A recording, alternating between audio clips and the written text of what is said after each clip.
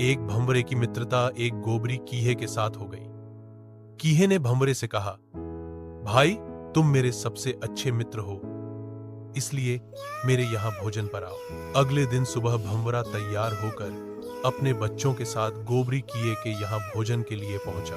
कीहा उनको देखकर बहुत खुश हुआ और सबका आदर करके भोजन परोसा। भोजन में गोबर की गोलियां परोसी और कीहे ने कहा, खाओ भाई। भंवरा सोच में पक गया कि मैंने बुरे का संग किया, इसलिए मुझे गोबर तो खाना ही पड़ेगा।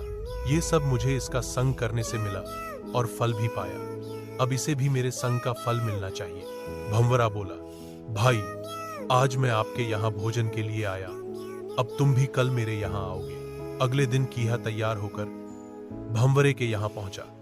भंवरे ने कीहे को उठाकर गुलाब के फूल में बिठा दिया। कीड़े ने फूलों का रस पिया, फिर अपने मित्र का धन्यवाद किया और कहा, मित्र, तुम तो बहुत अच्छी जगह रहते हो और अच्छा खाते हो। इसके बाद कीहे ने सोचा, क्यों ना अब मैं यहीं रह जाऊं, और ये सोचकर कीड़ा फूल में ही बैठा रहा। तभी वहां पास के मंदिर का पुजारी आया, फूल तो कर ले गया और छा दिया। बिहारी जी और राधा जी के चरणों में कीहे को भगवान के दर्शन भी हुए और उनके चरणों में बैठने का सौभाग्य भी। इसके बाद संध्या में पुजारी ने सारे फूल इकट्ठा किए और गंगा जी में छोड़ दी। कीहा गंगा की लहरों पर लहर रहा था और अपनी किस्मत पर हैरान था कि कितना पुण्य हो गया।